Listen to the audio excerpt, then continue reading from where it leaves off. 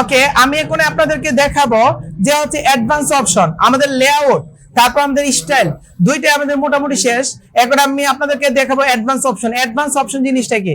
Advance অপশনে আসার পরে আমাদের কয়েকটা অপশন আছে, layout, motion effect, transform, responsive, attribute, custom, CSS. এর ভিতরে আমি বাকিগুলো বলে দিব, শুধু একটা কাজ দেখাবো। লেআউট হচ্ছে আমাদের এর লেআউটের কিছু চেঞ্জ করতে পারবো, এবং হচ্ছে মোশন ইফেক্ট হচ্ছে আমি এখানে যে ইফেক্টটা দিলাম, এই ইফেক্টটা পড়ছে, এটা হচ্ছে মোশন ইফেক্টের ভিতরে পড়ছে। আমি যদি এই মোশন ইফেক্টের ভিতরে যাই, এখানে আরো হিউজ পরিমাণে কাজ করতে পারবো। এটা প্রো আছে, ফ্রিতে তেমন ভালো কিছু করা যায় না। এই মোশন ইফেক্ট দিয়ে আমি যত ইচ্ছে এটাকে ডিজাইন করতে পারবো, মানে মোশন ইফেক্ট দিতে পারবো। তারপরে আমাদের আছে ট্রান্সফর্ম। এই ট্রান্সফর্মের ভিতরে দেখেন আমাদের অনেকগুলো অপশন আছে, রুটের থেকে শুরু করে স্কেল থেকে শুরু করে অনেকগুলো অপশন আছে। ওইগুলো হচ্ছে আমাদের অ্যাডভান্স ক্লাসে দেখাবো, কাজের সুবিধার্থে পরবর্তীতে দেখাবো। তারপরে রেসপন্সিভ। রেসপন্সিভ হচ্ছে এই যে মোবাইল ডিভাইসে কেমন দেখাবে, ট্যাব মোবাইলে কেমন দেখাবে, আমাদের ডেস্কটপে কেমন দেখাবে, এই জিনিসটা রেসপন্সিভের ভিতরে আমরা করতে পারবো।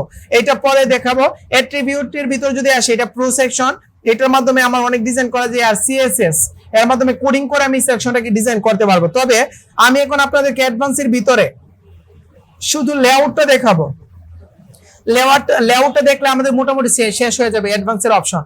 আমি যদি লেআউটের ভিতরে ক্লিক করি, সর্বপ্রথম আছে আমাদের মার্জিন। মার্জিনের ভিতরে যদি আমি 20 দেই, তখন কি হয়ে যাবে, চারদিকে আমার মার্জিন 20 হয়ে যাবে, 20 পিক্সেল করে চারদিকে কমে যাবে। ঠিক আছে, এটা হচ্ছে মার্জিন। আমি যদি মার্জিনটাকে একটু বাড়াই দিই, 200 দেই, তখন কি হয়ে গেছে, অনেক বড় হয়ে গেছে। এটা কিন্তু ডান পাশে যাই নাই, আমার স্ক্রিনটা ছোট বলে দেখা যাচ্ছে না। ঠিক আছে, আমি 20 দিয়ে দিই, 20 না আমি 30 দিয়ে দিই। আমি যদি 30 দিই, তখন দেখেন আমার চারদিকে কিন্তু মার্জিন হয়ে গেছে, মার্জিন হয়ে 30 হয়ে গেছে। আমি যদি চাই যে এই মার্জিনটাকে চারদিকে ঠিক রাখবো, 0 করে দিব, 0 করে দিলে কিন্তু আমার হবে না, 0 করে দিলে হবে না, এটাকে আমার উঠাই দিতে হবে। একদম ব্যাক স্পেসে ক্লিক করে উঠাই দেব। উঠাই দেওয়ার পরে আমি এই লিংক আপ বাটনটাকে উঠাই দেব। উঠায় যদি আমি যে মার্জিন শুধু উপরে এবং নিচে দিব, আপনাদের কিন্তু ডানে বামে দিতে হবে না। আপনাদের ওয়েবসাইট তৈরি করতে গেলে আমাদের উপর নিচে হয়, কেন?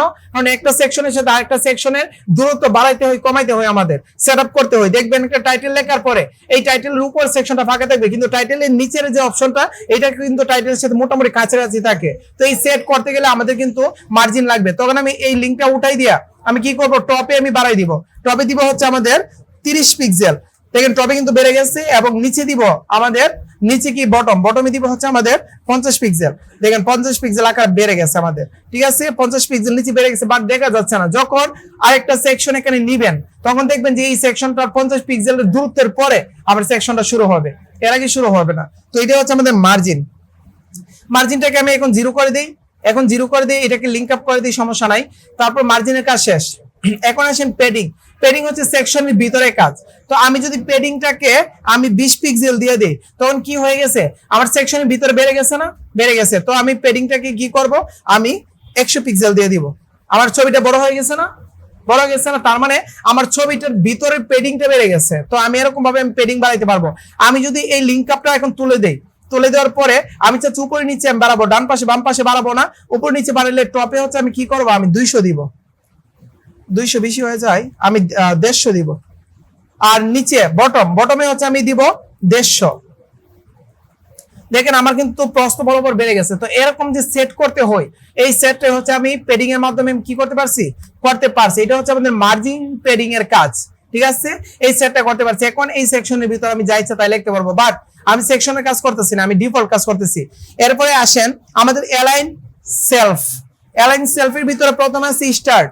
এটা বাম পাশ থেকে শুরু করবে, এই পজিশনের ভিতরে যদি কিছু লিখি, তখন বাম পাশ থেকে এটা শুরু করবে।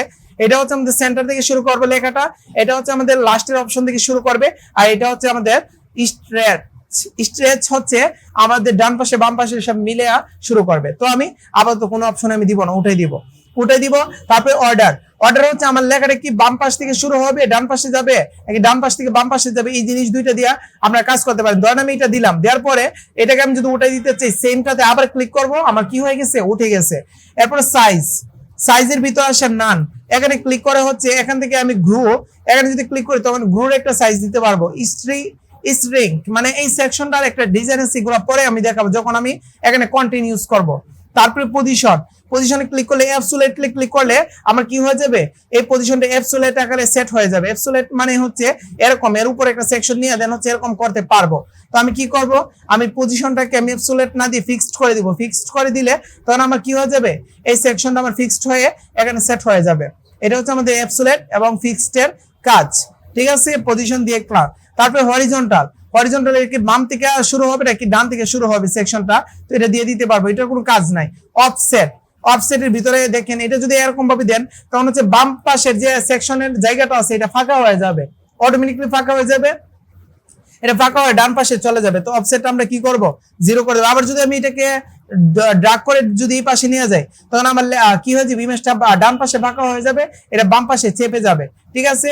ধরেন আমার এখানে কিছু ডান পাশে লেখার প্রয়োজন, তখন আমি এরকম ভাবে সেট করে দিতে পারবো, ঠিক আছে। সেট করে ফাঁকা দিয়ে অথবা ফাঁকার দরকার তখন এই জিনিসটা করে নেবে। আর এটাকে ডিফল্ট অবস্থা আনতে গেলে আমি এটাকে উঠাই দিব, উঠাই দিলে এটা ডিফল্ট অবস্থায় এসে পড়বে। অফসেট, এটা হচ্ছে আমাদের অফসেটের কাজ। এটা হচ্ছে হরিজন্টাল। আবার যদি আপনি চান ভার্টিক্যাল দিবেন তখন ভার্টিক্যালও দিতে পারবেন, দেখছেন উপর নিচে হচ্ছে এটা হয়ে যাবে। তো আমি এটা কিছু করবো না, ডিফল্টই রাখি। রাখা অবস্থায় এটাকে আমি 0 করে দিই, 0 না উঠাই দিব। 0 থাকলে কিন্তু আমরা কি হয়ে যাবে, এটা 0 হয়ে উপরে সেট হয়ে যাবে। Okay fine. তারপরে আমি একটা কাজ করি, এতটুকু আসার পরে নিচে আসি, নিচে আসার পরে এরপর দেওয়া জেড ইন্ডেক্স। এখন জেড ইন্ডেক্স এর কাজটা আমি দেখাবো না, একটু বলে দিব, এটার কাজটা একটু অ্যাডভান্স। আমি বলি, আপনাদের দুইটা ইমেজ পাশাপাশি রাখছেন, একটা ইমেজ উপরে দিচ্ছেন আর একটা ইমেজ নিচে দিচ্ছেন, দেওয়ার পরে পাশাপাশি সেকশনে রাখছেন, রাখার পর আপনি চাচ্ছেন নিচের ইমেজটাকে উপরের ইমেজের উপরে নিয়ে আসবেন, উপরে উপরে থাকবে। এটা যদি চান তখন জেড ইন্ডেক্স এর কাজ করতে হবে। জেড ইন্ডেক্স এর মান মাইনাসে দিতে হবে, -1 দিলে তখন নিচের সেকশনটা সিলেক্ট করে যদি -1 দেন তখন নিচের যে ইমেজটা আছে এটাকে আপনি মার্জিন করে উপরে নিয়ে যেতে পারবেন, মাইনাস করে উপরে নিয়ে গেলে তখন এই যে প্রথম যে ছবিটা ছিল ওই ছবির উপরে এসে পড়বে। আবার যদি চান যে উপরের ছবিটাকে নিচের ছবিতে কনভার্ট করবেন, নিচের ছবির মাঝখানে নিবেন, বাট উপরের ছবিটা উপরে থাকবে আর নিচের ছবিটা কি হবে, নিচের দিকে থাকবে, ব্যাকগ্রাউন্ড নিচের দিকে থাকবে, আর এই ছবিটা নিচের ছবিটার মাঝখানে হচ্ছে আমাদের উপরের ছবিটা আসবে। তখন কি করবো আমরা, আমাদের হচ্ছে উপরের ছবিটাকে ক্লিক করে +1 দিব, +1 দিলে এটা উপরে থাকবে, উপরের সেকশনে থাকবে, উপরের সেকশনে থাকবে। মানে দুইটা ইমেজ একটার সাথে একটা যদি একসাথে করি আমি ইমেজটাকে একসাথে করার পরে কোন ইমেজটা উপরে থাকবে কোন ইমেজটা নিচে থাকবে ওটা হচ্ছে জেড ইন্ডেক্স এর কাজ, বুঝছি সবাই। এটা হচ্ছে জেড ইন্ডেক্স। একটা ছবির উপরে আর একটা ছবি নিয়ে আসতে গেলে অথবা পাশাপাশি অর্ধেক হাফ অবস্থায় নিয়ে আসতে গেলে, আমি একটা আপনাদের কাজ সেকশন দেখাইছিলাম, এর আগে একটা সেকশন দেখাইছিলাম যে এই সেকশনটা, হ্যাঁ একটা প্রজেক্ট যে দিছিলাম এই প্রজেক্টের ভিতরে যে ব্যাকগ্রাউন্ড আছে এর উপরে কিন্তু আরেকটা সেকশন আইসা পড়ছে, এই যে আসছে এটা হচ্ছে আমাদের জেড ইন্ডেক্স এর কাজ। নিজের সেকশনটাকে জেড ইন্ডেক্স করে আমি উপরে নিয়ে আসতে পারছি, তো এটা হচ্ছে জেড ইন্ডেক্স। এই কাজগুলো আমি পরে দেখাবো। আর সিএসএস আইডি এবং ক্লাস, এগুলো হচ্ছে কোডিং এর একটা সেকশন। এগুলো সিএসএস আইডি অথবা ক্লাস ধরে আমি কি করতে পারবো, আমি কোডিং করে এই কাজটা করতে পারবো। এটা হচ্ছে গেল হচ্ছে আমাদের মোটামুটি লেআউটের কাজ। লেআউটের কাজ সবাই মোটামুটি আশা করি বুঝছি। আর লেআউটের কাজ মূলত আমাদের মার্জিন এবং পেডিং, এই মার্জিন এবং পেডিং এ হচ্ছে আমাদের ফুলফিল লেআউটের কাজ। আর মোশন ইফেক্ট মানে এখানে ইফেক্ট দিতে পারবো, ট্রান্সফর্ম তো বুঝছি না, এগুলো তো আমি আগে দিয়ে বলছি। তো গেল হচ্ছে আমাদের ডিফল্ট অপশনের কাজ। এখানে ক্লিক করার পরে যে ডিফল্ট অপশন আছে সবগুলো আমরা শিখে ফেললাম, লেআউট, স্টাইল, অ্যাডভান্স। তো আশা করি মোটামুটি আমাদের ডিফল্ট অপশনগুলো সবাই ইনশাল্লাহ পারবো।